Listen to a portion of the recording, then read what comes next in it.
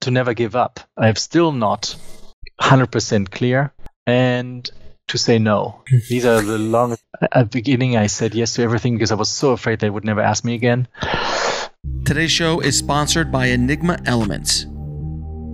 As filmmakers, we're always looking for ways to level up production value of our projects and speed up our workflow. This is why I created Enigma Elements, your one-stop shop for film grains, color grading LUTs, vintage analog textures like VHS and CRT images, smoke, fog textures, DaVinci Resolve presets, and much more.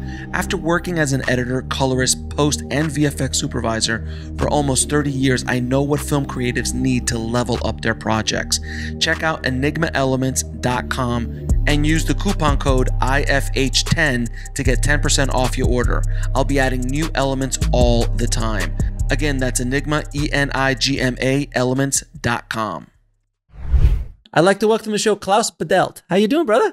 Great. How are you? I'm good, man. Thank you so much for coming on the show. And we're going to get deep into this whole distribution and distributor thing. And I really wanted to kind of pick your brain about distribution in general, self-distribution, and all sorts of other cool things we're going to talk about. But before we jump in, how did you get into the film business? Yeah. So my quick story. 18 years, I had the first tech startup. At the time, we didn't call it a tech startup yet. Back in Germany, it was like IBM and stuff. So I sold that at 24. Realized I need to do what I always want to do. That's music and that's film. So I sold my shares. Went on to to do film music. I came to Hollywood, so to say Los Angeles. End of 90s. I was on vacation, got stuck here, then had a career, if you want, as a film composer. I did over 100 movies, I think, by now, including Pirates of the Caribbean. I did the Beijing Olympics closing ceremony. I did Time Machine. I worked a lot on Gladiator. So many movies. None of those which are on your wall in the back. No, no, those are all my movies, sir. I'm sorry. Okay, good. So it's all about me, sir. I'm sorry. And you see, I have no posters. I have to always look up myself on IMDb to remember what I did. So it's a big blur the last 20 years.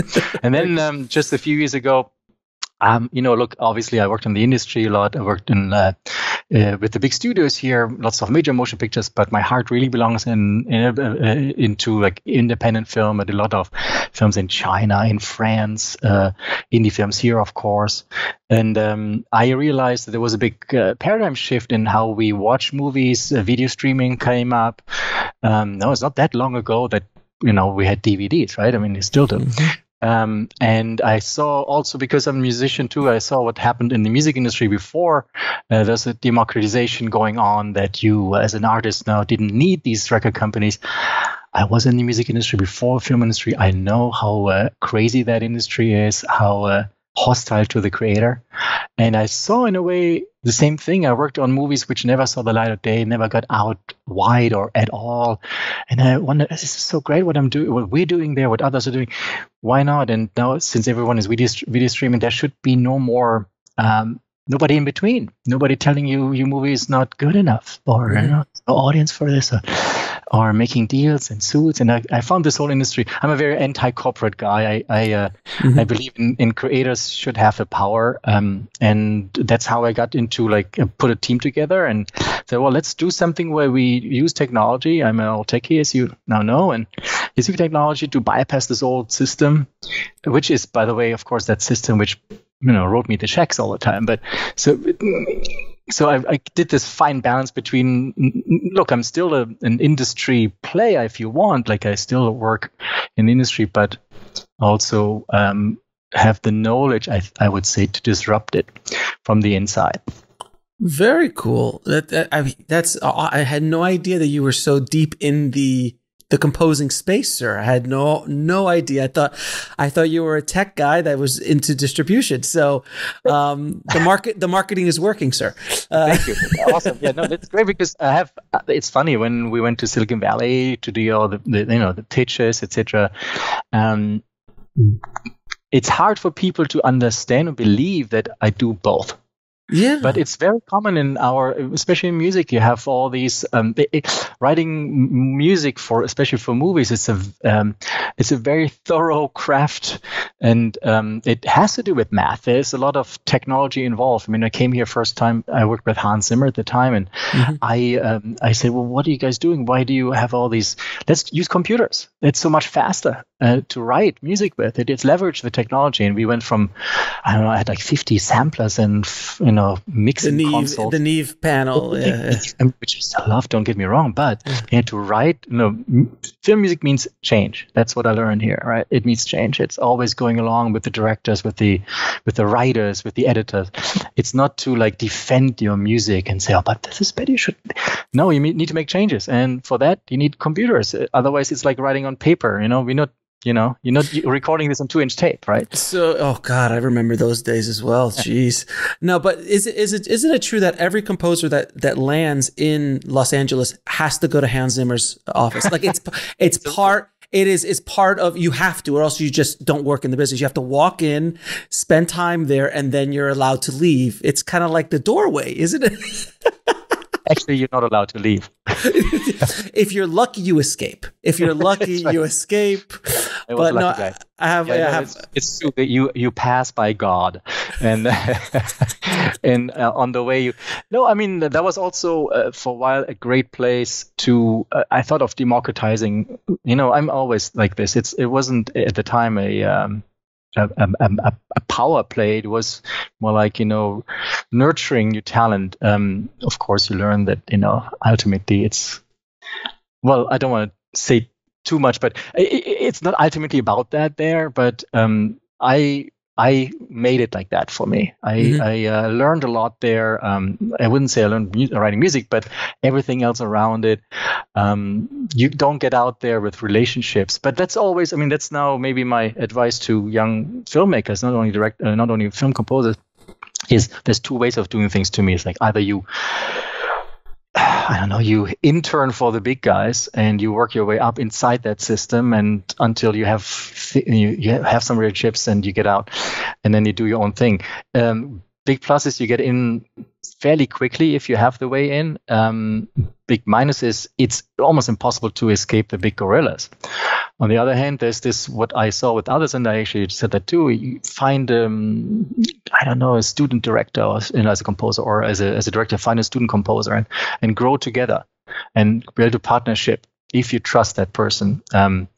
Those relationships happen too, and then they're beautiful and for long term, and there's really trust for the creator and built in. Yeah, like Burton and Elfman and Spielberg and Williams, like these guys, that's what they do. I mean, I think Williams, was one, I think the last one he didn't do, or there was, I think he's done pretty much every Spielberg movie, but I think either the last one or one of these he just was, I don't know.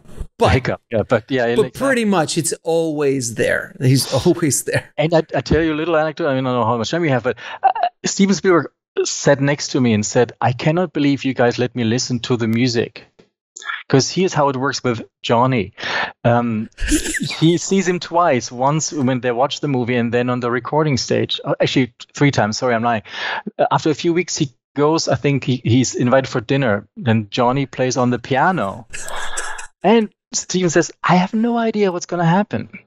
I've totally lost control. I have everything under control on the film, right? But not music. So for him, especially, it's a big trust game. Now, okay, today we have more technology. We can play music, and I always did this as a part of filmmaking, right? Mm-hmm. So it's a handful of key creatives on the film, and you build this together. It's like the quintessential multimedia project. Multimedia. I haven't heard that term used in quite some time. You've dated yourself, sir. I mean, come on. I have no story. I know too much and not enough to be dangerous. So I'm going to have to ask you back so we can have a whole episode just on your journeys in Hollywood and your composing and all that stuff, because we could just sit there and talk about Johnny and Stevie all day.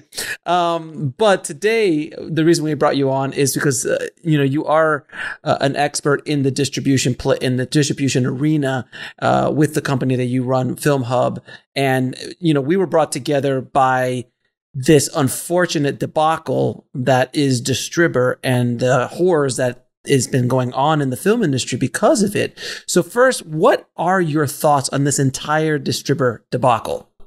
Yeah, so I mean, there is a lot of companies in our industry, which to me, even Distribber counts into this old school. This is kind of a newer school, but old school. Here's the difference. So we have distribution companies, aggregators. Distribution companies to me are service businesses. Mm-hmm. You pay them, and then they take some.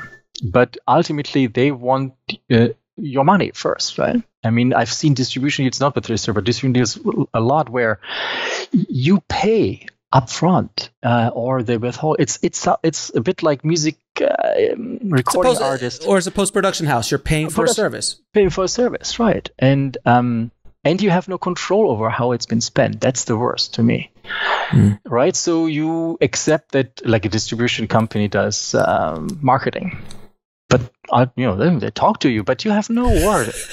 Maybe if you're lucky, they talk to you. So Distribber is to me like the not next generation, but like the same thing. Look, what I think is wrong with this industry, that aggregators or distribution companies are very similar to me. They provide service. They don't open access, but they just vie for your money. Mm-hmm. And there's something inherently wrong with this. Now, they have very, very little value to add. That's the problem, right? There's a doorway. It's just basically they're just gatekeepers. That's all they are. They're gatekeepers. And now, what's better about aggregators and the distributor is that they don't say no so much, because their financial risk is relatively low compared to distribution companies who can only take 10 movies a year, because they have to put the human resources behind this and the lawyers and make contracts. It's very complicated, and they keep it very complicated. So it's a bit more streamlined how Distribber did it, but still it's service, which I think why? What is in that? There's not much value. Now, the problem when a company like this goes out of business, and I don't want to necessarily say look, I saw the writing on the wall, they were not kosher or something. I don't know. Honestly, I don't know. I mean, it could have been fine. And if you're willing to pay to play, that's kind of like this thing, right? Mm-hmm. All right. Well, then you still see this. Look, I'm touching so many grounds, sorry, but we have to re-educate us filmmakers to get a way of thinking, of trophy thinking. Like success and getting into Sundance is the trophy. Getting a signed deal is a trophy. I call it the lottery ticket mentality. Okay. Yeah, it's very similar. Like, you're always looking for that lottery ticket that's going to give you everything that you've ever dreamed of, which is like, I get into Sundance, I get a huge distribution deal, and then Marvel, Kevin Feige, he's going to call, and I'm going to do the next Marvel movie because he saw my $5,000 independent film at Sundance, which I shot on my iPhone. Like, that's the delusion. That is the delusion of us filmmakers. I made a whole movie about the delusions of filmmakers because we're crazy. I'm sorry, I didn't see it yet, but it hasn't come out yet. It's coming out soon. Okay. But we're crazy. We're nuts. It is, and it's so dated in its thinking, because look, music always has nice parallel. It's only to me, it's like a 7-8 year shift, right? We in music are 8 years ahead of the other guys in film. I've seen myself on the film industry. Is that today you write a hit on your Pro Tools at home, or not even Pro Tools, right? On your Ableton Live, you just did and something out really cool comes out, and you stay with that. You do not need to sign a deal, because you can distribute it into the world and get to an audience. That's the idea today as a musician. We filmmakers still think if I don't sign, I'm a failure. Yeah, it's the old mentality. Kiss of death. If you sign a distribution deal, it's kiss of death. You're signing away so much. I mean, we have so many filmmakers. Look, we're on the platform. We have 20,000 titles right now, and there's so many stories attached to these, and so much hope, and so much bad experience, so much education we have to do, because most filmmakers are so burned already with the first film. I have not had a great I don't know any good example. Every filmmaker, pretty much, and I've said this multiple times, is that by the time you get to distribution, you're exhausted, you're broke, your spirit is broken because you didn't get into Sundance, right? It didn't blow up like Reservoir Dogs or any of these big movies from the 90s, these big independent films that just exploded people's careers. When the reality hits, that's when you get to distribution. And then that's when the predatory distributors show up and go, look, I'll take it. I can't give you any money, but it's going to be a 15-year deal. And we'll cap the expenses at $250,000. So and you just like, I signed. And I feel that the scariest part about it is that there's certain companies, which will remain nameless, but there's certain distribution companies who have high profile names. And because of their perceived value and perceived authority in the space, I'm not talking like A24 or Neon. These guys take 5-10 movies. They're basically they're the Sundance of distributors. I'm talking about these other guys who are putting out 40 movies a month. People will sign with them. They're like, oh, I got with this company. Look, but they get no money. They get no money. We have to get away from this branding thinking. Instead, we have to take control and call this the ownership model. Mm-hmm. I have one good example for you. Werner Herzog, or Werner Herzog, as we pronounce him. Werner, yes. Werner, yeah. So look, the first, 10 movies he did, including Fitzcarraldo and all these beautiful classics and icons, right? And there's still, when he has a show here in Santa Monica at the Aero, there's still 500 super young, hungry filmmakers coming. Not like the old guys like me, right? It's a new generation who totally gets it.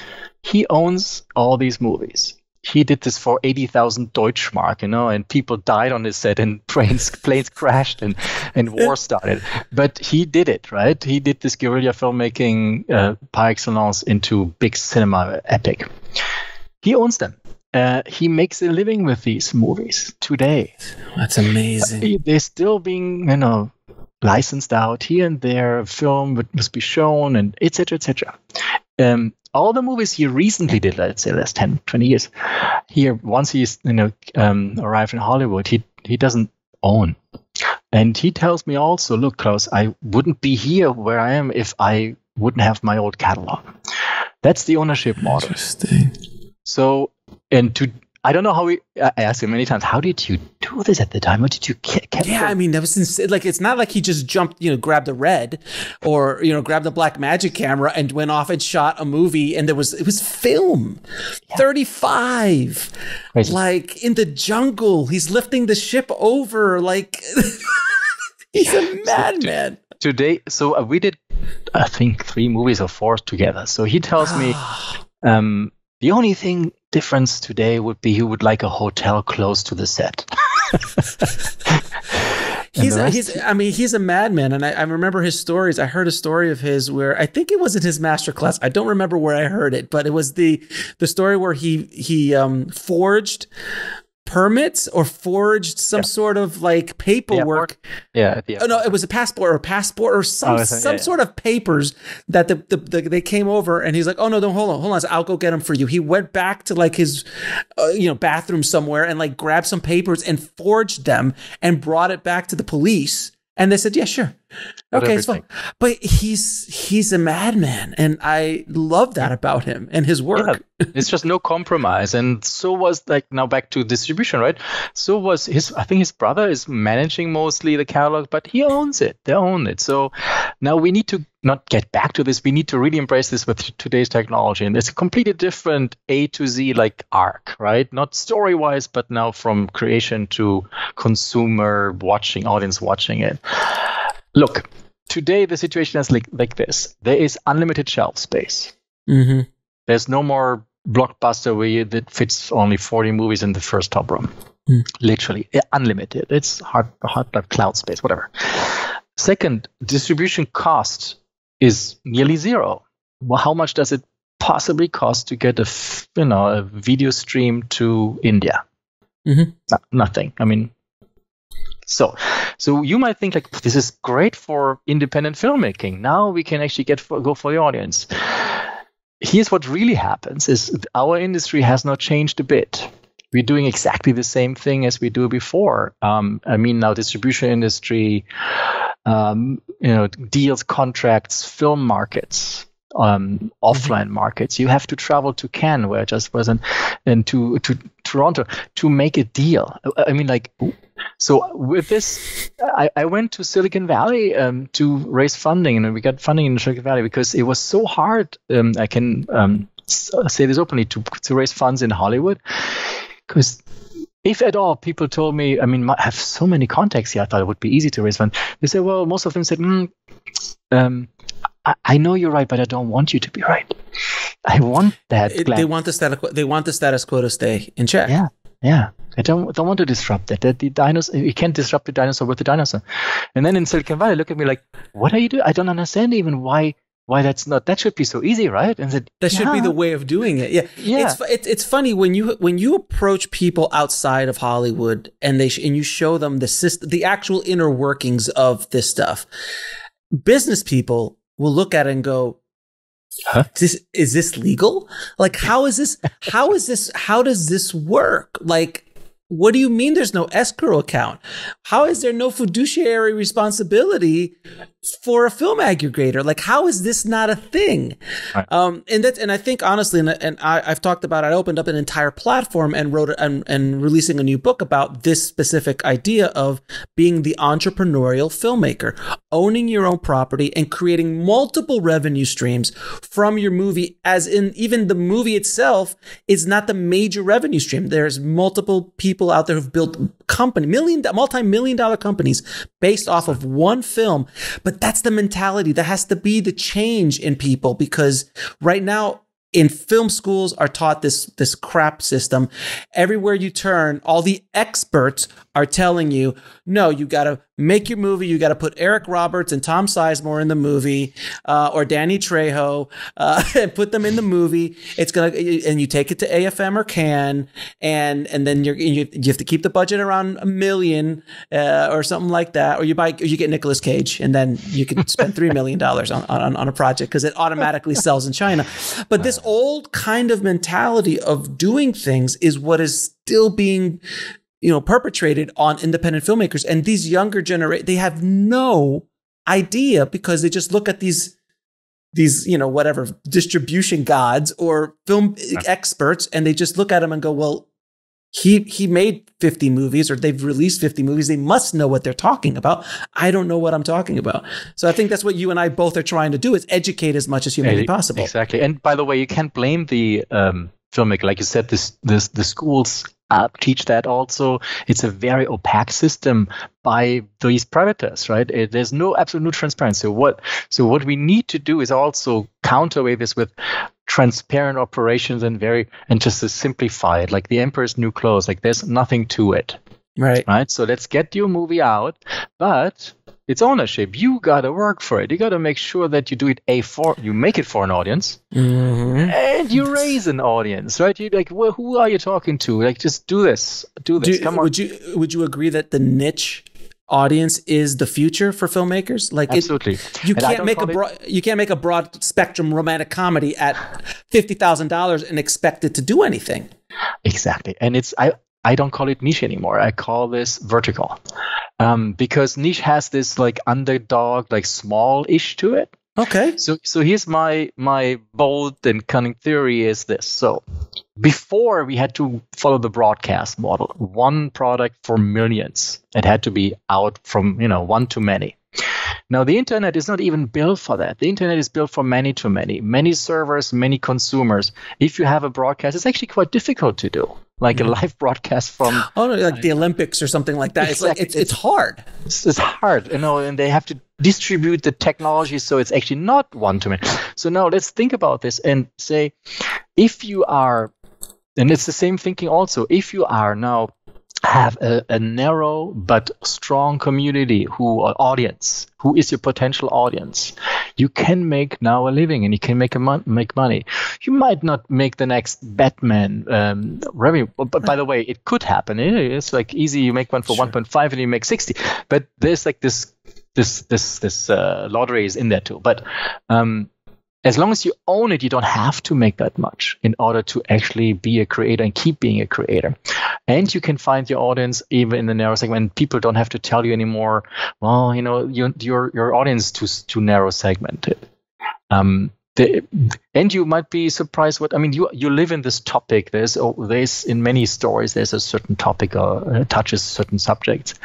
And then there's a lot of proximity to other outside the movie thinking, to other groups, other communities. We run this technology. We're building this technology based on lots of AI in there, where we create proximities between movies.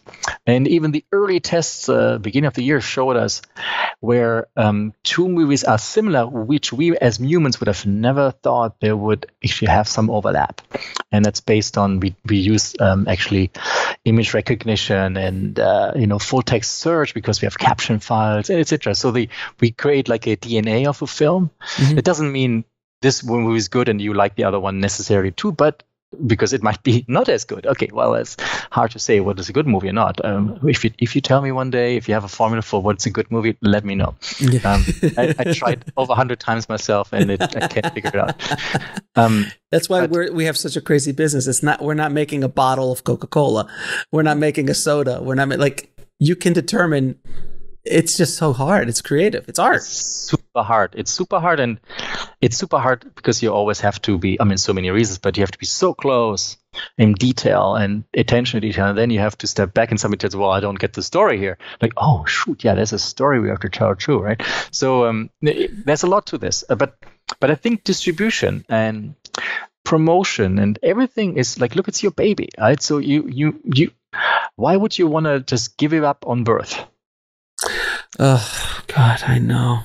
It makes me cringe because I know you're telling the absolute truth, and it's maddening to me because I've seen filmmakers who've mortgaged their home for $400,000.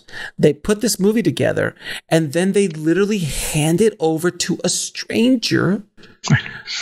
In what business ever does someone spend $400,000 on a product and literally just hand it over to somebody else and hope in good faith that person will eventually do right by your movie, right by you, and actually pay you and do what they say they're going to do? In what world is that even live?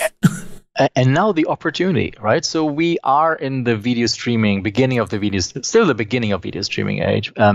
We do believe a little bit way too much, I think, into Netflix and the 3 or 4 majors in America. Well, we'll get to this maybe, hopefully we have time, but because there's so much more opportunity. But you do not need to do everything yourself. That doesn't mean you have to be a good marketer. You can, for example, work with and hire a la carte the best teams in the world, which, by the way, do the same for the studios, only for much more higher fees, which I would charge more, of course, if Warner Brothers calls you. But you have, because the studios don't know themselves either, really. They hire these talent, that's the plus for the studio. So now you can do that too. Mm-hmm. You can get we're compiling a collaboration, if you want, a list, how do you call this, like partnership list of marketing agencies. These are usually small groups, 2 to 8 people, offices in every part of the world. So you have your team in Australia, you have your team in Pacific Asia. You should look definitely at Europe. Of course, not forget about domestic here, but there's so much opportunity now that there's a full access digital world out there, and we need to build and use and embrace the tools. And it is an opportunity. It's not it's not more difficult. It's actually much easier now. I think the problem, that the systemic problem for this entire conversation we're having is that filmmakers don't think about this as part of the creative process. They think that making the product is the beginning and the end of their because that's the sexy part. That's the fun part. That's the fun. No one ever woke up in the morning. Well, I guess a few people, but not many people wake up in the morning going, Facebook ads. Yes. Like don't trust me. I want that person who wakes up and goes, Facebook ads. Yes. Or marketing. Yes. I'm a marketer. I have been all my life, but I'm also a filmmaker. We'll be right back after a word from our sponsor. As filmmakers, we're always looking for ways to level up production value of our projects and speed up our workflow. This is why I created Enigma Elements, your one-stop shop for film grains, color grading LUTs, vintage analog textures like VHS and CRT images, smoke, fog textures, DaVinci Resolve presets, and much more. Check out enigmaelements.com and use the coupon code IFH10 to get 10% off your order. And now back to the show. So, but most filmmakers think that all I have to, because it's just moving that rock up the hill to get money to make a movie, to produce a product, to finish it, get it mastered, delivered, and then film festivals if they want to go down that, and then distributors, but that's the old model where at the beginning, if they begin with like, who is this movie for? Who is my audience? How can I reach that audience? What is the budget that this audience will justify? Huge question that needs to be answered, because I could have a niche audience. I always use my vegan chef movie. I always tell people, if you're going to make a romantic comedy, make a romantic comedy about a vegan chef who meets a barbecue champion, and all hell breaks loose, right? And you could target. Wait, did you make this already? No, I have a whole in my book. I actually lay out the entire story. I was like, I should make this. But you focus on something like that, and you're like, okay, so the vegans, I'm going to focus on vegans, vegetarians, people who like plant-based. Let's say I'm going to focus on that audience. Is that going to justify a $20 million budget? Probably not. Will that justify a $100,000 budget? Maybe. So you have to figure out how much is that product budget's worth. I agree, dude. I worked on $100 million movies, which were, this should have been 25. Right. I mean, Harrison Ford and the marketing had to put in shots into the trailer, which they weren't even shot for the movie. I mean, this is complete betrayal to the audience just to justify the budgets, Of course. Crazy stuff. So no, of course, and you don't need this. I worked, for example, with every type of budget. I did movies for virtually unlimited, and I did projects with $1 or something. Actually, literally $1, and I paid 10 cents to my agent. Of course. And did you go in and hand it cash, or did you write a check? I think a check, and then send it to him by mail and put the stamp on it that cost 32 cents. That is how our industry works. That sums up the efficiency of what we do. It's an episode of Seinfeld. Yeah, that's for every situation in life. There's an episode of Seinfeld here. But so, look, and now to the practicalities of this. Distribber is not the only distribution company going out of business. Unfortunately, was probably the hope of many new filmmakers, and the hope of things could do differently. But they didn't do it too differently, I would think. Anyway, so what you can do is, I'm not a legal expert. I'm sure you have probably much better sources for this. What we have been doing in these cases is we help with filing complaints to the channels, because usually what happens is dead, right? There's nothing happening. I had actually movies in production and pre-production stuck in these kind of situations. So suddenly you lose your cast because you can't move it forward. So here at least there's a bit better hope. So we can help with filing complaints to these. These are more or less like copyright notices. These are, just to be clarified, these are from people who are dealing with Distribber, that their movies are still locked up on the platforms through Distributtors, and then they can't get the movies down because Distribber either can't or won't release the films or pull those things down. So now the filmmakers lost their movie, lost their money, and can't access their film anymore. So now this is what you're talking about helping. Yes, exactly. Exactly. That's the situation for many now, and I'm sure they're desperate. And many have not been paid or not being paid for a long time. So again, not to give legal advice, which I'm so the wrong person, but in general, how it works. So your distribution company is in breach of the contract because they didn't pay you, or they didn't pay you in time, etc. So what we can then help you with is, because we've done it so many times, we have relationships there. We go to the channels and file a certain document so that there's a takedown notice. If then that puts the ball into distributor court again, meaning if they don't respond, which they probably don't because they can't. They have the time. Yeah. You actually have it signed over to you, so we can either take it down or we can sign it. They can get it back. Will it? If so, let's say it's on Amazon. In this, you go through this process of filing the copyright claim. If you will they take it down, or will they just switch the rights? So meaning that all the reviews and things stay up there. 99.9% they take it down, and you have to get it back up on your own.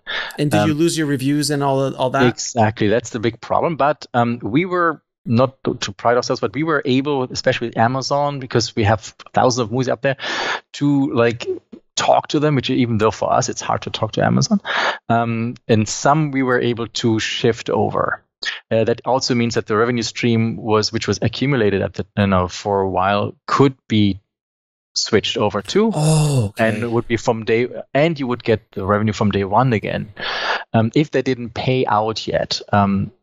Amazon, for example, as far as I know, I'm not into operation, it does pay by automatic payment. So meaning if it's not a check which could be stale, unfortunately, meaning. But right now, the movies that are up through Distribber, the movies are still up there. People are still renting, still buying, and still streaming it on SVOD. That money is arguably still going to Distribber.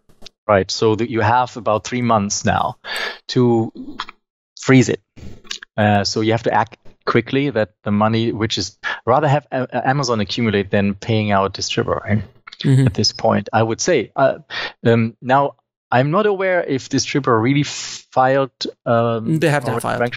They have not filed bankruptcy. They hired a firm that is they're reorganizing specialists, but if you look deeper, they're a bankruptcy company to reorganize the company, stop the bleeding, set things up, and then pretty much prepare it for either bankruptcy, or they'll try to go find money to reinvest. Who's going to spend money on that? That brand is pretty much dead at this point. So no one's going to infuse any cash into this business because the model is ridiculous.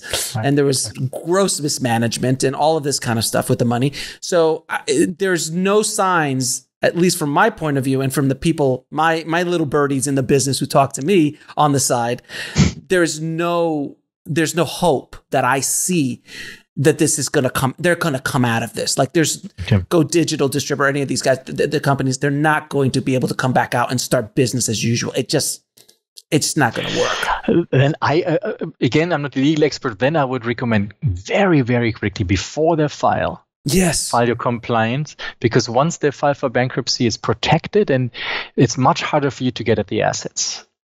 And then it might be stuck in that. So let me ask you a question. How is that considered an asset? Because it's not, they're just a service. They're, like you said, you're hiring them for a service. So they're not a distribution company per se. They are an aggregator. So that means that they just did my job. So arguably the films that they've put up, they're not their assets. They're just they don't have the right. That's right. They don't have the rights to them, but they're still considered like an asset because just by having access to it and the money flows through them. And also, I understand in the fine print of these aggregators, they always say like you get 100% and you only pay up front only. But also that's not true. There's always a yearly fee you have to pay for your movies for other reasons. They call the money differently. I saw the article by Stephen Follows, who actually broke down everything from Distribber, and there was because I joined them years ago, so I didn't do any of this. I was grandfathered in, but currently it's like you had to spend $20 to get a check. Yeah, exactly. To get paid, you needed to spend $20. Like pay to get paid. Nice, huh? Right. It was like, what scam is this? And then on top of that, a $200 a year keep it up on the platform fee, and you could just tell that they were just It was the water was just coming and coming. Oh God, it's so brutal. But I want to ask you this because you mentioned a couple things in regards to the money flowing through them. I mentioned this in one of my live broadcasts in regards to this problem, that unlike a distributor has you have choices of thousands of distributors, and if you decide to go into business with a distributor and they screw you over or do whatever they're going to do, that's on you because you had multiple choices around the world that you could have gone with. But with aggregators, there's arguably 5 that all the platforms force you to use. And it's not just us. The major studios are forced to go through them as well. So on a liability standpoint, I know we're not attorneys, but on a liability standpoint, Netflix, Amazon, Hulu, iTunes, Apple, they have to have some sort of responsibility because they force people to go through. Like if you get a Netflix deal, I could call up Netflix right now and Netflix is like, I want to buy your movie for $500,000. I'm like, great. Okay, how do I send it to you? You have to go through one of these companies. And this is the company that we want you to go through. And oh, by the way, we're going to send our check to that company and that company is then going to pay you. So you see how ludicrous this situation is. So I feel that there is some sort of liability towards the platforms. Would you agree, disagree? That's true because after all, you had to use them. That's an interesting thought. iTunes was the first one to actually be there, right? And by the way, we don't feel that they are of any significance anymore for quite a while, right? I mean, they haven't been. Right. Okay. Yeah. We feel this too. We see it in our data, but so they have. The only ones who are really officially putting this on the website there's these encoding houses and these aggregators, they call them. Even the aggregators have to use the encoding houses because you have to go through an aggregator or an encoding because these are the only ones who have a business relationship with Apple, the encoding houses. So even less there's a value for these what these aggregators provide. So this is I never honestly understood this. This is also like, where's the Emperor's New Clothes? What? Huh? Why do you have to do that? I understand that Apple cannot deal with thousands of content providers, and something like this makes sense also to let's say normalize the technical quality. That makes sense in a way, but from business standpoint, this goes back to like Netflix. Because you mentioned it, I want to say this too, is why at the beginning when Netflix was the first one to come out with like, here's a new way of like streaming to consumers. Their development to me is, it was a big hope for independent film, right? Now we have a direct outlet for our stuff we create. Unfortunately, you might have noticed, many might not have noticed it, is the exact opposite. It turned into another HBO, or they want to be another Warner Brothers. They want to create a studio which they completely control. 52% of last year was already like their own production. If you are in the business of getting a co-production deal, which is also a kiss of death to me, like you get what you get. They don't give you any data. It's really much worse than Warner Brothers or Sony. They get no back end or very rare. Nothing. Right. But it's not that you make a movie and then you go to Netflix and they license it. I mean, it's less and less. The chances are they don't even want that anymore.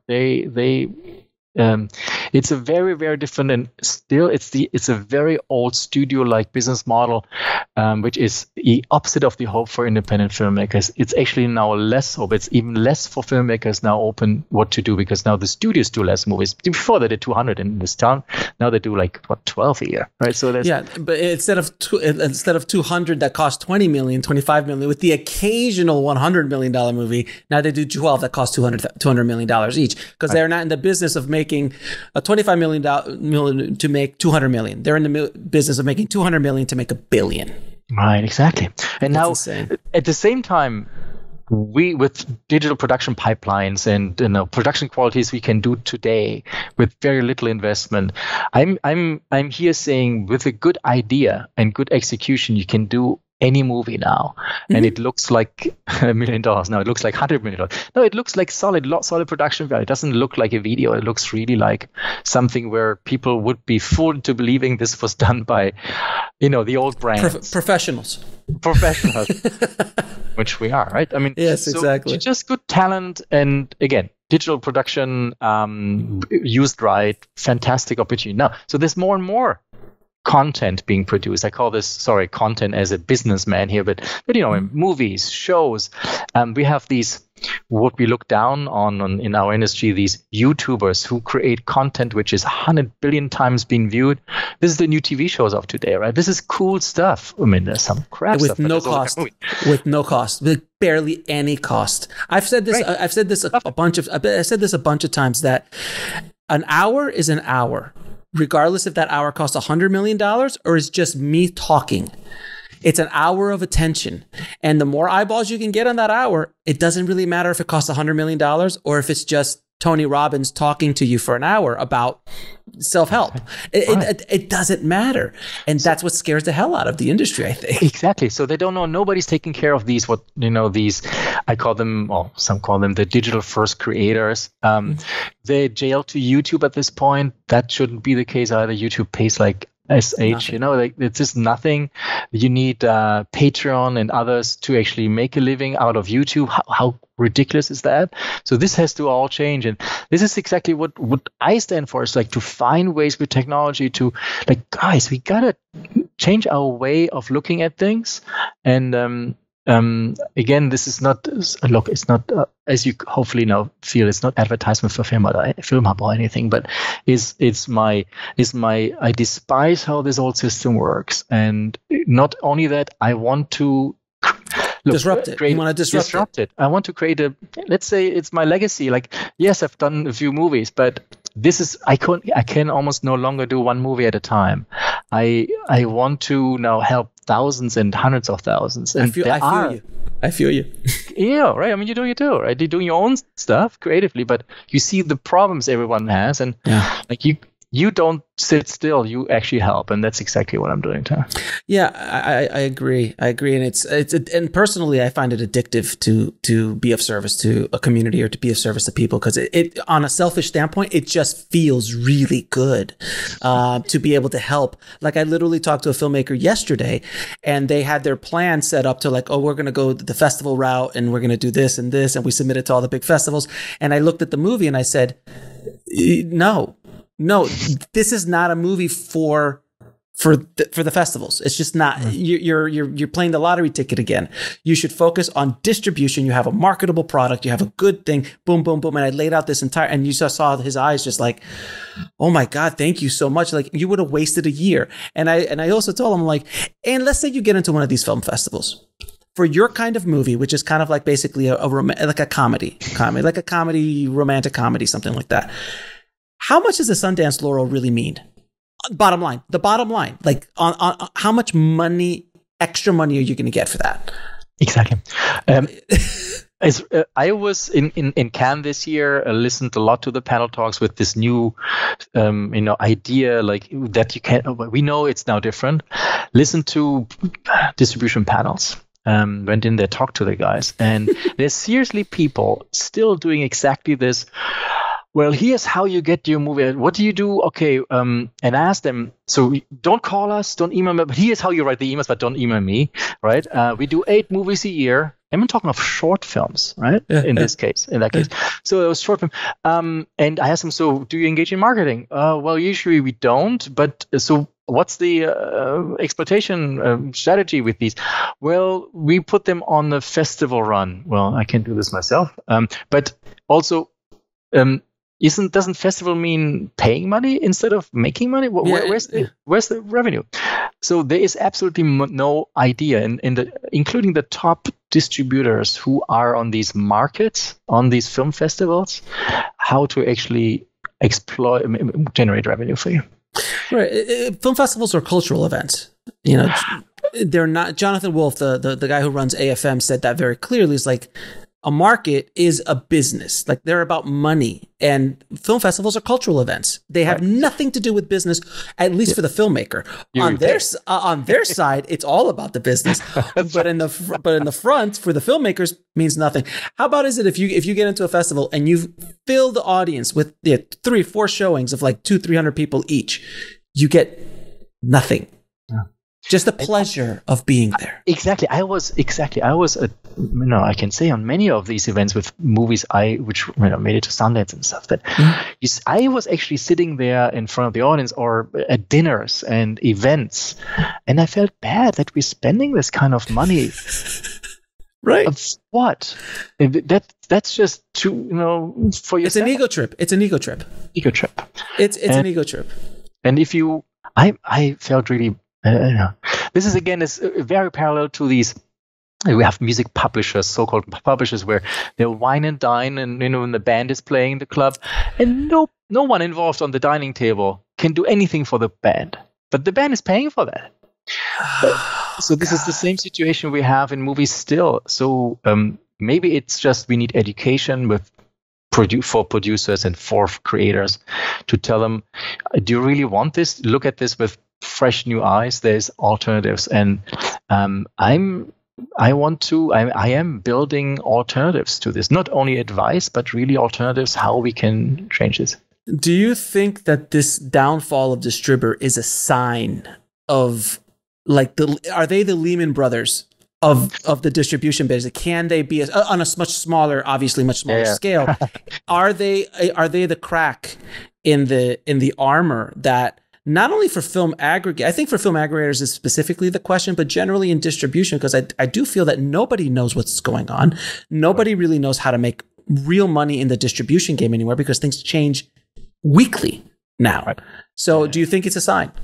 It's a bit like the .com bubble in, correct. What was it, 2000 something? 99, right? 99. 99, right? So this the first time everybody thought it's just a hype and there's really no value. And that was the first .com. And after that, there's real value being created. And I think this is the phase we're in, almost in right now. We're a bit early, right? It's still like we have, from the hearsay, we have to do something. We have to have a digital strategy, but nobody knows what that really means. Also, I have to admit that how can you? Because all these channels which are coming out now. I mean, we're looking at 3,000 something channels right now. Many of them. Channels, I mean, video streaming platforms. Niches, niche markets. Right. Some are actually mainstream. For example, one of our amazing users is Tubi TV. I don't know if you're aware of it. Of course. Tubi TV has one of the highest per title rates available. What do they do? Advertisement based. Ooh, isn't that bad? No, it's how networks used to work. Still do. And I've been preaching it from the top of the mountain. I'm like, guys, the money is not in TVOD. TVOD is dead. It is going to be AVOD and some SVOD. But AVOD is the growth part of this model now, right? Without question. And I like that you're saying this and you're seeing this. And I even go further and say, well, but I don't even know where it's going to be. There might be a combination because it's hybrid, so early. That's what I meant. It's so early because TVOD was just 2 years ago. Everything was TVOD. Right. People were making. I mean, I've had people on the show that have made millions of dollars on TVOD, but that was 3 years ago. Right. And they also had massive audiences and they knew what they were doing, and it was a whole thing. And this is now my plea is also we need to create a sustainable model. If you think if you make your movie as, I don't know, let's say you make it for 5 million, that's a big deal, right? And you sell it for 7 to Amazon, Studios, not Amazon Prime, but Amazon Studios. Do you really think this is a sustainable model? Don't you think somebody's got to pay for it at the end? If you deliver a shit film, they won't make 7. So somebody's got to pay for it at the end of the day. So now, if you believe you have a hit or a solid product in your hand, why would you give it away and say, well, I'd rather take something and I'm out? Then shouldn't you own it and have it for long term and build your actually wealth portfolio too, but also like a revenue stream instead of So either you don't believe in it, then you shouldn't be selling it overpriced because it's not sustainable. If you do believe in it, you shouldn't sell it either because you should participate and have a portfolio and have a catalog. So this whole system of like, look, I sold my movie for $2 million more than I made it, unless it makes its money, it's just you contributing to the death of our industry. Wow, that's amazing statement. I love that statement. It's absolutely true. There is no model right now laid out, generally speaking, as a sustainable model. I'm putting out the thesis of being a film entrepreneur, which is being an entrepreneurial filmmaker, which is creating multiple revenue streams from your movies and doing it not once, but multiple times, so you can create a portfolio which has a ton of, and all of a sudden, after 2-3 years of doing something like that, all of a sudden you've got enough money to pay the mortgage, to do what you love to do. Right. I mean, it's the bottom line, and I want everyone listening right now and watching this right now, I want you to understand this. The dream of being a filmmaker, being a creator, is not to be a multimillionaire living up in the Hollywood Hills. That's fantastic. I would love to walk down the path that Robert Rodriguez did, or Kevin Smith did, or any of these, icons of the 90s independent film movement.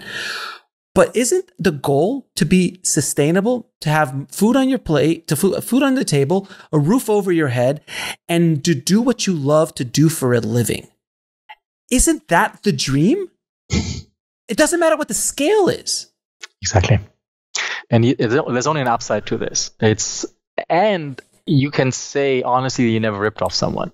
Because if your goal is not to be ripped off by ripping off, I mean, then you're part of it.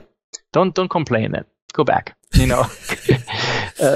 repeat. But if you want to, right, and now is the opportunity. Also, the part of this, as you say, is the I call it's the multi-track distribution strategy. Is you said very rightly, it's like the 360 idea of like there's all kinds of revenue streams. I'm doing the same thing. I'm educating so much about, look, there is a world outside Amazon, Hulu, and Netflix. And it's a grand world, and that's your opportunity world. These are actually not your opportunity. It's a system which is not built for you. The system which is built for you is the one we're building right now. Everyone is building right now, not only Filmhub, but is the system of where are the eyeballs? Go for the eyeballs. I mean, by the way, there was a time, and it still is the case, where production companies thought they could create their own channels. Not even Warner was able to do this, right? That's not where the eyeballs are. Netflix had the eyeballs because of the DVD business. Amazon sneaked in the Prime business by promising you free shipping. I mean, come on. Hulu was owned by TV companies, so they did the reruns. So the eyeballs were there. You're right. And now Apple, Disney Plus, I'm interested in. Yeah. But they also have a lot of content. Right. With them, I'm a bit, you cannot watch them. They just pull the movies under your, like a rug on your feet always, and put it back on the market. And for 10 years, you cannot watch that. But that's gone now. They're stopping that model with Disney Plus. They're putting up their classics. Yeah, that whole model it's gone. They're dead, right? Yeah, I was so angry. I know. And it was always smart because back in the day when I was still hustling hard in the DVD market, when one of those would hit, I would buy 20 of them. I would literally stack them. Yeah. I would stack them. I would put them in a closet and wait about 1.5 years or 2 years after they release. And then I would just put them up on eBay. So I would easily double, if not sometimes triple my money on it. And it was just a nice little extra side hustle that I had going on. I love that idea. And I did it with VHSs too. I started when I was in the video store doing VHSs. Sorry that the business model is now invalidated by Disney Plus. But Disney Plus, for example, it's still their own catalog. Yeah, I mean, Disney has been great in acquiring other brands, right? Yes. And very cool how they expanded. But to me, this means I know, and we have enough data about this, not everyone wants to watch the same big shoot all over all the time. There is 72% last year of all subscribers of the big subscription services said 72% said there's not enough variety. They want to see more variety of movies and shows.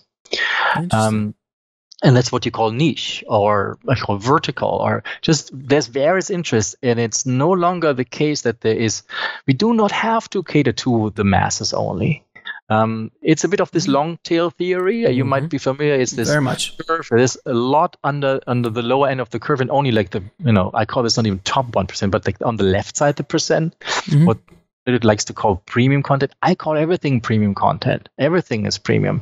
If you just reach an audience of 60,000, you have a premium content. If you are able to monetize it. Yeah, so basically premium, and I use this example all the time, and I say to the filmmakers, if the only thing that's going to be able to break through all this noise is going to be niche programming, which is, let's say, are you a surfer? If you're a surfer and there's a movie about a surfer up there, it will cut through all the noise because this really interests me. If I'm a skateboarder, if I'm a vegan, if I'm a filmmaker and I want to watch a movie about filmmakers at Sundance, which is my movie, then that's a movie that will cut through all of the other noise because it really talks to me, as opposed to Avengers, which is great and it's fun and I loved it. But, there's only so many of those out there. And at a certain point, you got to cut through. Right. And there's a certain fatigue in the audience, too, because they now know there's more stuff and it's being withheld from them.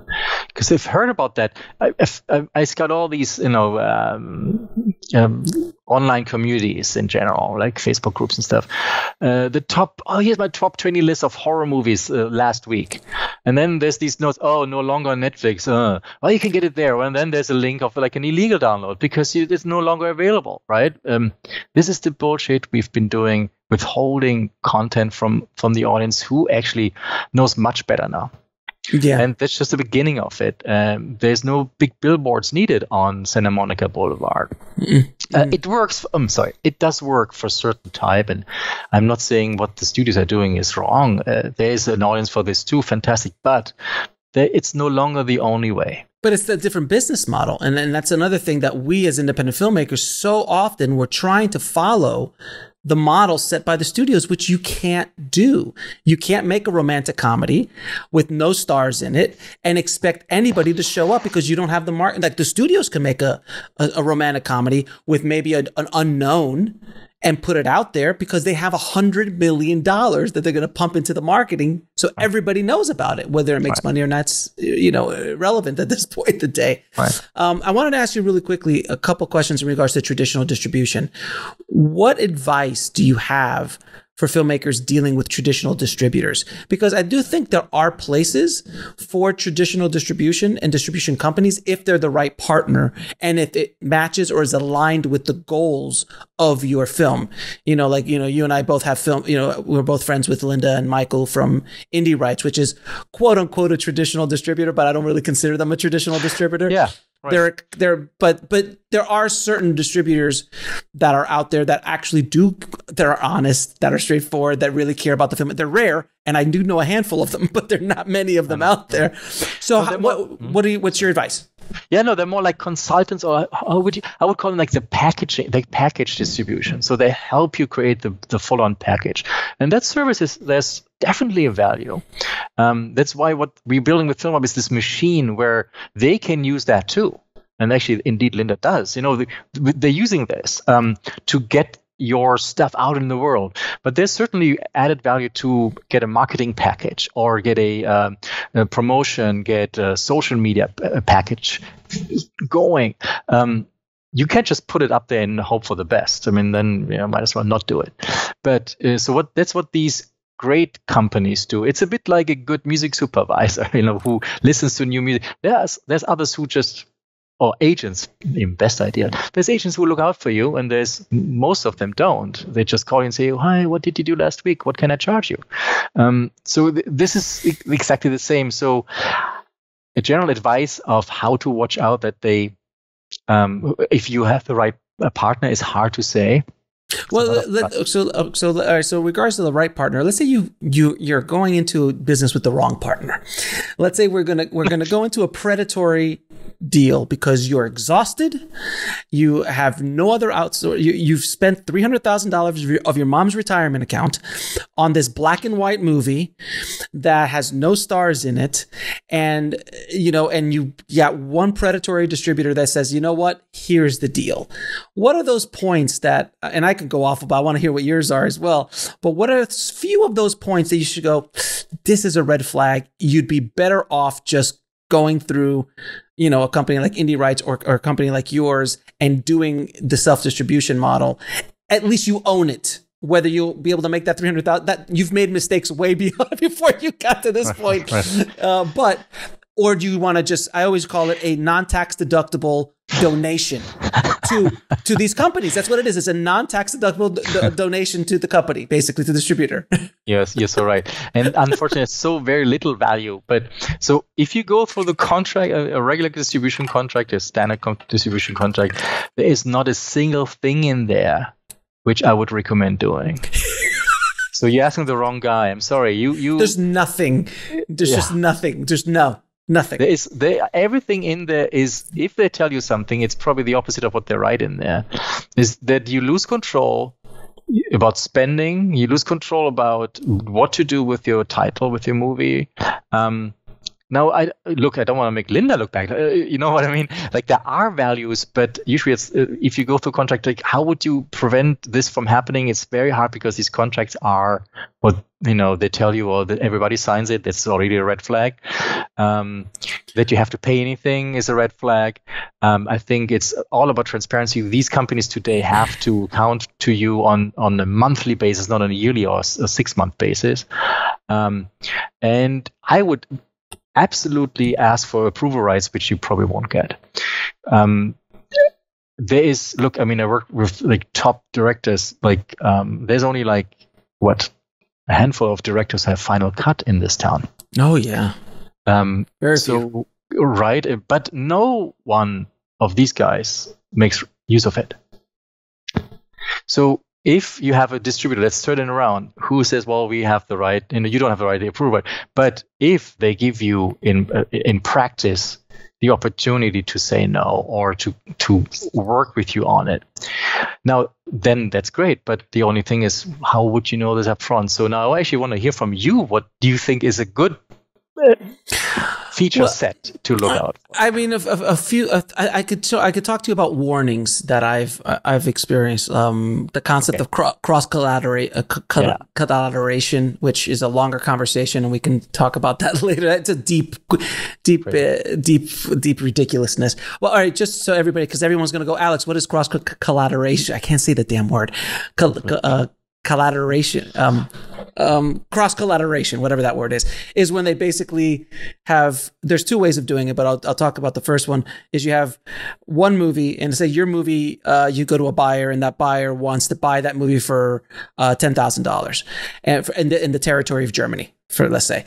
And then the distributor goes, oh, wait a minute, I'm going to package 9 other movies in with this movie. You still only have to pay me $10,000, but I'm going to throw in 9 other movies for you.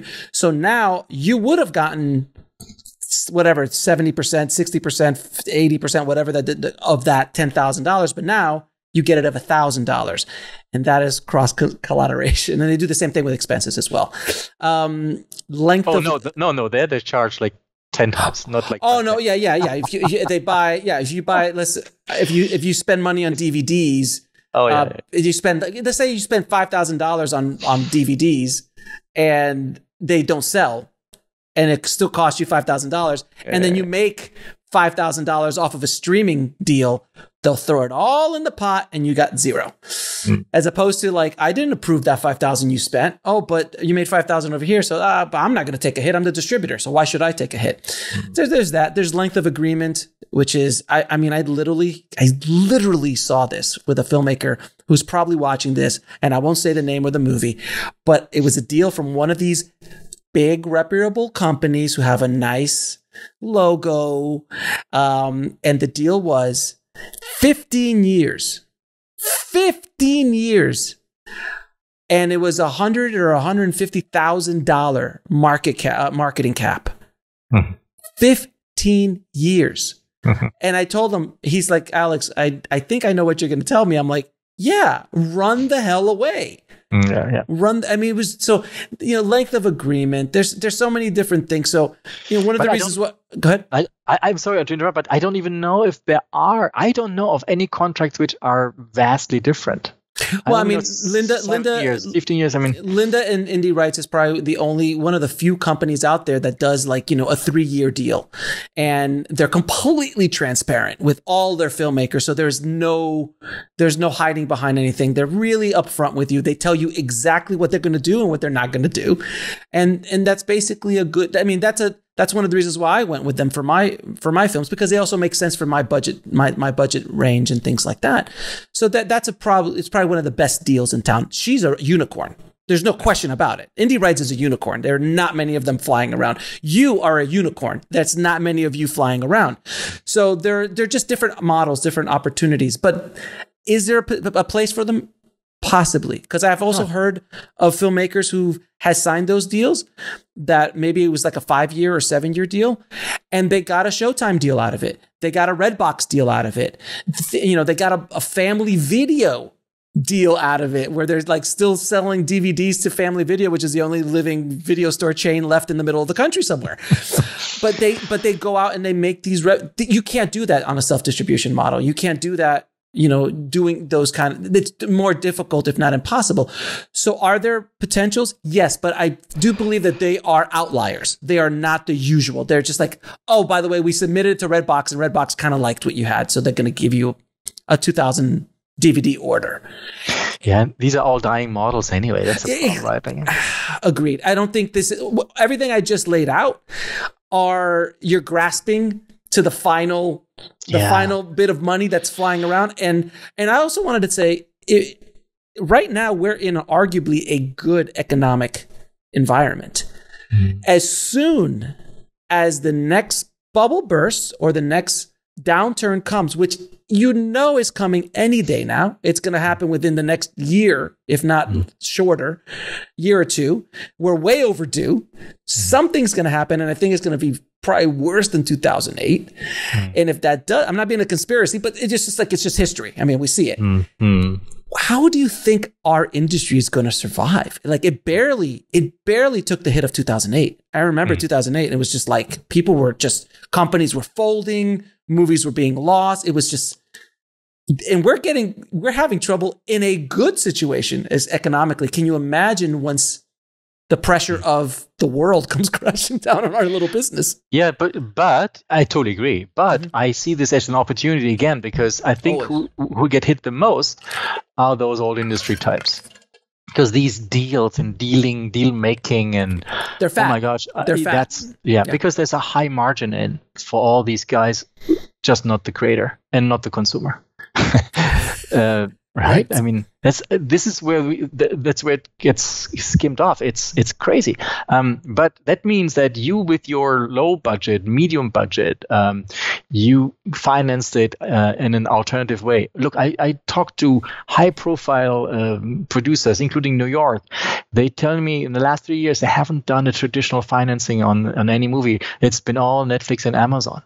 That is, to me, super red alert. This is the highest dependency ever.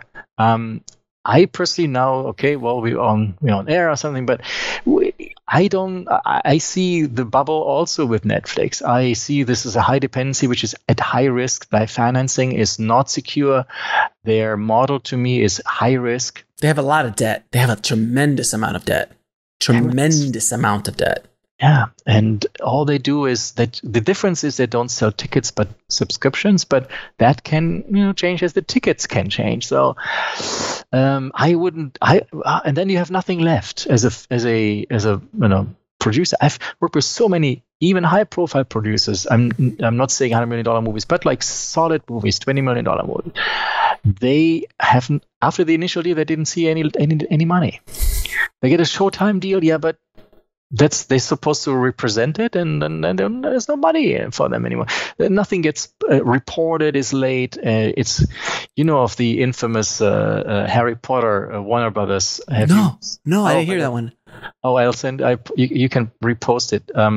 The the report that there's no profit. On which Harry Potter? On all of no. No. I sent you this thing which went around. This is a copy of a profit report, of a royalty report, where whoever recipient was saw nothing because it was all. And the revenue was, what we're talking of, like $500 million something. So there's all kinds of interesting accounting ways. So it's like Forrest Gump. Remember Forrest Gump? They came out publicly and said, "Oh no, Forrest Gump, we're still in the red on Forrest Gump."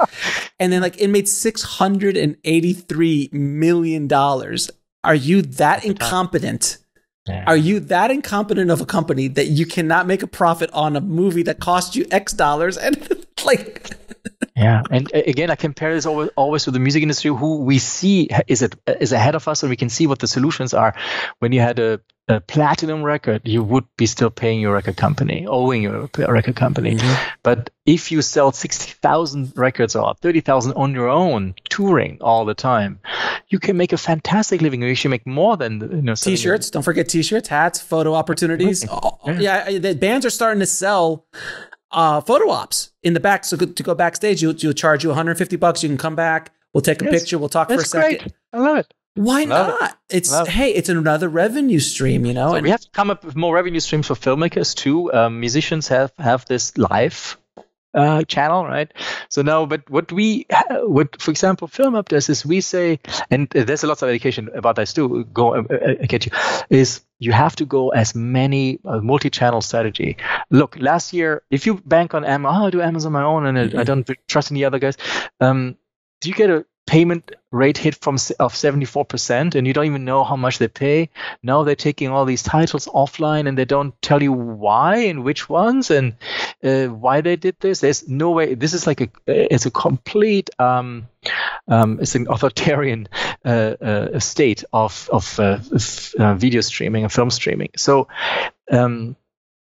you must not rely on a handful or even less of these domestic channels. You have to go super wide. And would you agree? I don't mean to interrupt you, but do you agree that you need to look at your film as a investment in a portfolio? You can't invest in one stock. You need to have a diverse stock. You have to have diverse revenue streams coming in. And if it's $5 here, $10 there, $100 here, $2,000 there, every month that those revenue streams come up, because if one goes down, you've got other revenue streams that could pick up and cover it. But if you put all your eggs in that one basket, this is what they do. And it's like doing that with a traditional distributor sometimes. It cannot be a good thing, especially the predatory ones. Like you're putting everything in this one. This is the only channel. The only way I can make money with my movie is the old way, which is BS.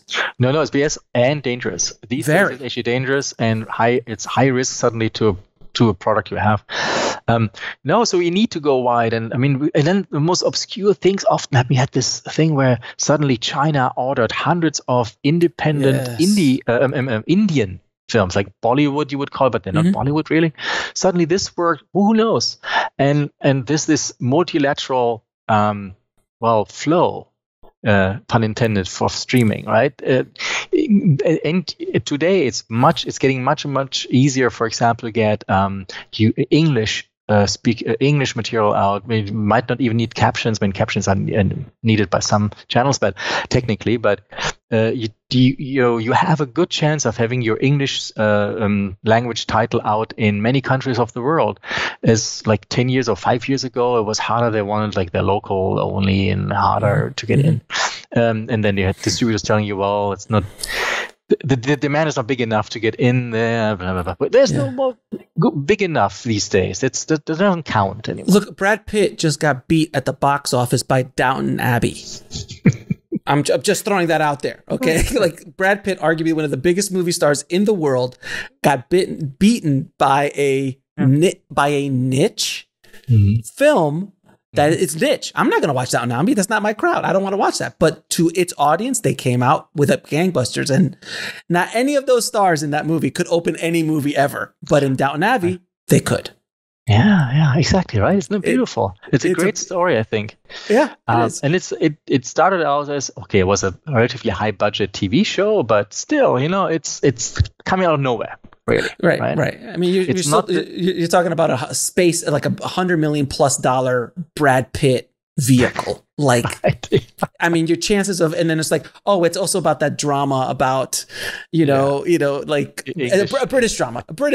Yeah. It's a BBC episode out there, an hour and a half episode that's beating Brad Pitt. $100 million.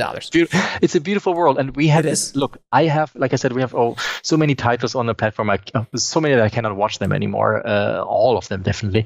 I look in there, and some of them I have to admit. Look, we don't curate, right? So what I say is, it's a principle and major feature is there's no one can tell you if a movie is good or will make money. That's different too, by the way, right? Mm-hmm.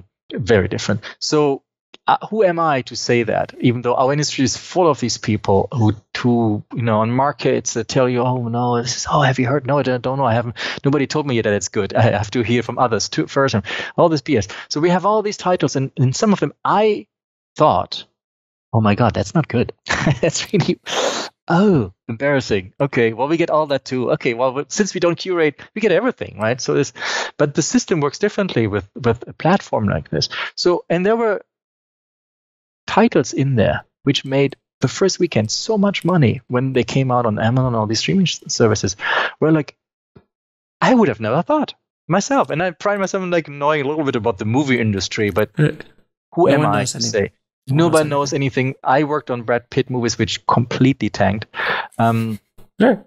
I worked with directors who did the Brad Pitt movie before mine, which completely tanked. He worked with me, and it was a big hit. So you never know.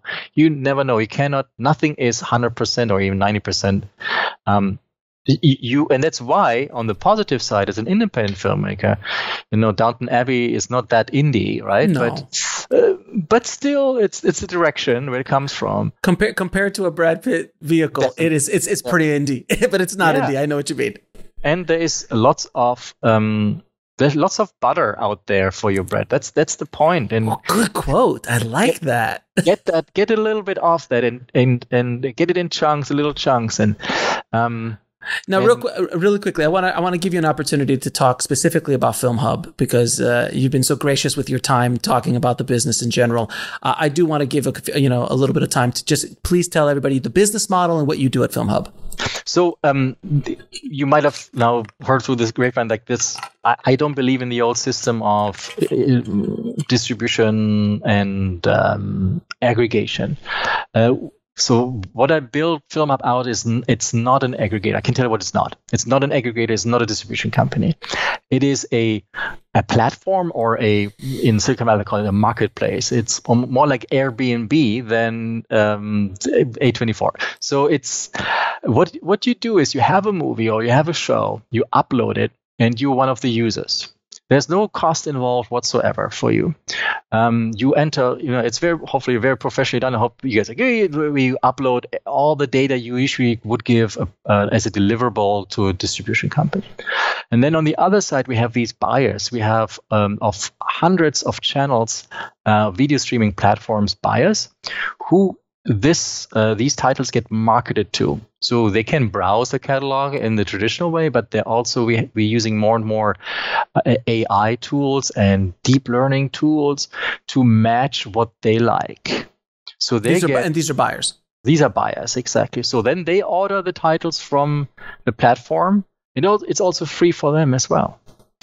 Then the whole delivery process of what you get charged for a Distribber, etc. This is all included. You don't have to pay anything because we put this into the cloud, and it costs us almost nothing. It's just development. So we take the whole distribution process online, and then when someone watches it on, let's say, I don't know, China Mobile, because they bought your title.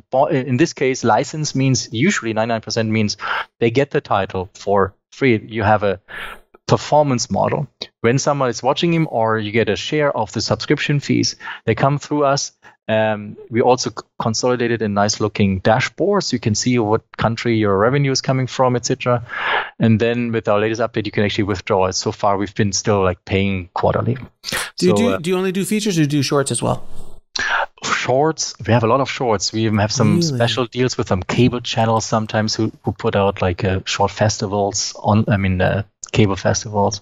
Short form, Facebook Watch is still not out what's actually that going to be, but it's all about short form. I think short form is the future, by the way. There's so much short form demand because that's how users behave, you know. I mean, my 18-year-old daughter cannot listen to a song for more than a minute. So, you know what I mean? Like, they used to be 8 minutes long when we had vinyl albums. Jeez. And now... Queen alone. Yeah. There you go. And it's a big hit in the theaters, too. So, look, I mean, there's still demand for this, but, like, skip after a minute. So the attention span is very low. So short form is actually great. I'm not promising you will be a millionaire with this, but it's a very fair system where you get what comes in. We take a small share. We take 20% of what comes in at this point. We're still thinking about the business model, how to adjust it, but that's just to keep the lights on. But there's no cost up front. There's no cost, no. And it's only found money. So you have a movie, there's nothing to lose. And you can take it off you just put a notice in for us, you want to take it off, or you can even say, hey, I made a deal in Italy. Pull it off of Italy. Pull it off Italy. Because we have like this rights management thing built in, you click Italy away, and that's it. So you can manage your digital catalog and make money. And there's a lot of filmmakers out there who do have short films, maybe some award-winning short films that possibly could, even if it's $20 a month, would you pick it up if it was on the floor? That's what I always tell people. Like, you don't need to be making 10, 20, 50, 100,000 a month. If it's $20 extra, it takes you a minute to do it. And over the course of the next 3 to 4 years, that might grow. It might go down. It might stay the same. It's $20 that you didn't have to work for. Exactly. You know? I don't understand when we have even like smaller production companies who have like, I don't know, 20, 25 titles, you know, they produce themselves and they say, some of them are domestic, some of them are from all around the world. We have New Zealand, we have everywhere. And they say, well, we didn't have access to this market before. And it wasn't cost effective to go to AFM after 8 years of this title being around, or 3 years. But it's only old titles. We have over 50% of our titles are 3 years and younger, which is, I was surprised too. I thought first people will try out with their old catalogs. But no, this is hope after. I mean, you can still do a festival run. You can still do whatever you like. It's just augmenting and helping out, basically, and creating found revenue you didn't have before. That's amazing. And we have lots of filmmakers who actually make a living off this now, which makes me very proud. Stop it, Klaus. Stop it. And it's like you don't need, deals. This is where now you could, of course, say, well, Klaus, you said earlier you need to, keep doing. Yes, you need to market and promote your title. If you just put it up, yeah, all right. But if you do marketing, if you get into the social media, for example, Facebook, it's still, you might hate it or love it. It's still effective to work the social media. And you can recreate an audience or reactivate an audience even on a title which is 2 years old, which is not old. It's just brand new. Nobody's heard of it. For most of them, it's brand new. Mm-hmm. So you tried your festival run, didn't work, or you have titles even falling back to you after 15 years. Oh my God. But or 3 or something. Yeah. If this is like, I pride myself in, like, we take everything and only the good stuff makes money. Right. Now, everybody thinks they have good stuff, but not everyone will make money with it because it's maybe not as good as they think. But who am I to say? So these are the features, right? We don't curate. You can upload. You don't have to pay. You keep all your rights. You can cancel anytime. And our channels, they love this system because we create because it's technology, so it makes it so easy for them, and there's so little mistakes, and it's very fast. I mean, it used to be many months until your title went live somewhere, including making deals, even longer. Mm-hmm. And now, after the initial upload is done and it's on the marketplace, it can be a few days until it's out and live. That's amazing. That's amazing. Well, Klaus, I have a few questions I have to ask. I ask all of my guests if you have a minute. I know we've gone. Oh my God, I'm so sorry. No, it's not your fault. I will stop it if it's bad, sir. This is really good, really good information, and I hope everyone out there is appreciative of it. Now, what advice would you give a filmmaker trying to get into the business today? There's no better time than now. And become an entrepreneur filmmaker. A filmtrepreneur, if you will. Excellent. Did you come up with that? Yes, I have a whole website, podcast, and a new book coming out. Wait a minute. Who's promoting now? Do you not see the hat, sir? Do you not see? Don't hate the player, hate the game, sir. Let's move on. Yes, and the good news is, look, what we also do is, it's a business. This is not a non-for-profit. It is a business, and I hope it's going to be a big business, because if it's a big business, we can show this industry that the new mainstream is the independent, and is the verticals, and is the lower medium budget becoming hits, and that's what the audience wants. If we can prove that, which so far it's doing very well. We have, I can give you all the metrics like growth 8% a month and all these things. But there's an audience who wants to see this, even the most, what others would call obscure and not exploitable titles. So now is a good moment to create film, become the entrepreneur, not raise enough funding, but include in your budget or in your time schedule A to Z, including distribution and promotion, even if it means you hire someone to do it. But don't stop by making it and turn your head to your baby and your back to your baby and move on to the next one. What is the lesson that took you the longest to learn, whether in the film business or in life? So, out of a million lessons, wow, that's a deep question. I learned so many lessons. The one that took you the longest to learn. Actually, that sounds now a bit corny, but to never give up. I'm still not 100% clear, and to say no. These are the longest things. At the beginning, I said yes to everything because I was so afraid they would never ask me again. And now I still do it a lot, and I still think, because it's for the relationship, right? It's for this. If it's nothing you own, meaning, as a creative, don't do it. And that is super hard to learn because we are also under pressure. Now, what is the biggest fear you had to overcome to get into this business or to do what you do?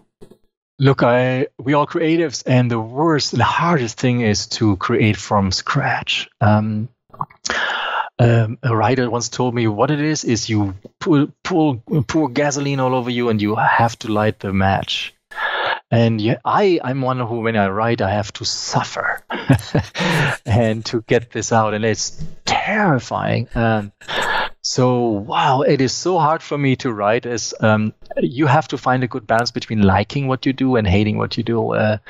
Both is possible to do too much. Okay, fair enough. Now, the toughest question of all, 3 of your favorite films of all time. Oh, my goodness. Here's the first thing. When I started writing major motion pictures, like when I came here about 20 years ago, I virtually stopped watching movies. Because I could, and you do not know, you don't understand. I was not alive. I was slaving in dark rooms for 18, 16 hours a day. I come from post-production, sir. I know exactly what you mean. So to watch a movie on the weekend, no way. Besides, I cannot listen to music. It influenced me while I'm in I wrote themes which I had written 6 years before that, and I reused them, and I didn't know that. And nobody told me because everyone was just tired. Only years later, I know, wait a minute, that's the exact same what I wrote before. Okay, so all this stuff happens. So my movies will not sound like, but what I have, first, one of my favorite things when I grew up was Lawrence of Arabia, believe it or not. Of course. Spielberg still says one of his best movies of all time. I did not know that actually. So Spielberg watches it every time he watches. He before he directs a movie, he always watches Lawrence of Arabia. It is like the most inspiring. You just want to be a different person, and that's the movies which affect me the most, which change your life a bit. Then my 15-year-old son turned me on to a film which was done in the 90s called L'Enfant, the Child. The Darden brothers. Sorry. If you don't know it, must watch it. Okay. That's a movie where I don't know, it was made for $2.50 and gets the impact of a $200 million movie on you. Okay. And I don't have a third one. I can just let me think about it. But see, that's my range. Between I'm a sucker for the mainstream stuff. I have to admit, right? I love this stuff when it's done right. I love E.T. Come on, really? Like this? Pretty much almost. I mean, a lot of things that Spielberg does. You know, he doesn't hit it out of the park every time, but even his foul balls are pretty nice. Yeah, and I like the commercial. The early Eddie Murphy. Like there's stories in there, right? We don't do this anymore these days. Coming to America. I'm still Coming to America. I mean, so if you want the third one, I know it's not like I wouldn't take this to an island and that's the only movie I would watch, but I adore these titles, sure. Because again, these are stories, always like small, personal stories with the big backdrop. That's awesome. But I've done also. I even love movies I did myself, which is rare. I love this movie called Little Nick or Petit Nicolas, which was one of my favorite story books done in the 50s, and not because I did the music. Trust me, I'm usually. I understand. But that was well done. The humor was great, and it's totally independently done, and it's nothing we would really watch in America. But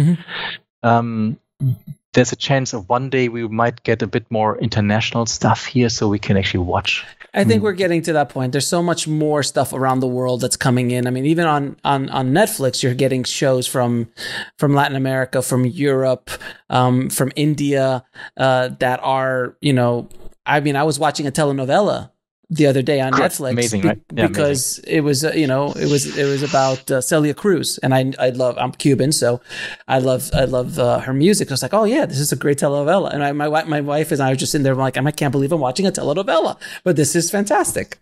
I know you need to move on and we need to finish this, but when I was in Airbnb, the guy from before had still logged into his Netflix, so I got the recommendations of him. Right, totally random guy, and that's also a sign for how bad recommendations are at Netflix. I loved them; it was amazing, and he had primed it's completely different than me. So I watched this, and now I have to get you the title. In a Bollywood action film. Well, you could just stop right there. Bollywood action film out. You've had me at hello. I mean, come amazing. On. Oh, everything was blowing up. Oh, I've seen some of them on YouTube. Boats, race car. We even had like a Formula One car somewhere in south of France. Did you see that little Indian? He's become world famous. I actually did a documentary about him. He's this little Indian dude. Like he's he's a little person, but he's like this action star. And he's kicking the heck out of everybody. He's got all the women, and it was just so 80s over the top. Right. They actually did a documentary searching for where he is in the world. I never saw it, but I heard about it. I was like, this is brilliant. This is brilliant. Yeah. Love, and I love that too. And again, that's to me indie film, right? I mean, they do this for what $12 million is a high budget there, right? US dollars, right? So amazing what you can actually pull off with good ideas. And if you have integrity and you must love what you do, and some hate what you do, you think it's complete bull. But it's the process. I loved it. I would have never watched it, and I gave it to my 18-year-old daughter, who was 16 at the time, and I said, "Hey, you girls," she was with her girlfriends there. "You have to watch this," and they loved it too. So, isn't this great? How you can stuff you would have never watched, nobody would show you here in the theaters or on TV in the old school. I mean, this is why I love The Room so much. I mean, Tommy Wiseau's The Room. I mean, I can watch that. I can't watch it alone because that's just sad. You have to watch it with a group of people, and preferably if you watch it with filmmakers. Oh, it's brilliant. It's so bad. It's brilliant. Yeah. I know what you mean. Right. Yeah. But yeah. Klaus, man, thank you. And where can people find you? Where can people find more about Filmhub and everything? So filmhub.com is the website. There's some information on there. Feel free to hit us. There's a messenger and on a little box you can click on. We are on Twitter with Filmhub HQ, on Facebook with Filmhub HQ. Oops, I think. So just look for Filmhub. Yeah, and again, what we do is I want to make sure that you understand that we are just like you on the same side. We're creator first, creator friendly. We don't charge you. I'm a filmmaker, right? So I have nothing else in mind but helping those to create and keep creating. And making money is a good way to keep that brush painting on that canvas. After all, I didn't stay in Köln, Germany. I came to Hollywood. It's about making money, and you can. I think today is better than ever, and it's getting better. And don't let this distributor screw up, take you the wrong way. Things like this will always happen. I think it's a big opportunity now that we're cleaning up here. The industry is cleaning up right now. Absolutely. Klaus, man, it has been an absolute pleasure. We will have to schedule your composing episode soon because I'm dying to hear all your stories. There's lots of stories, and I'm sorry for the overtime here. No, it's fantastic. It's fantastic. Thanks again, Klaus, for being on the show. Thank you.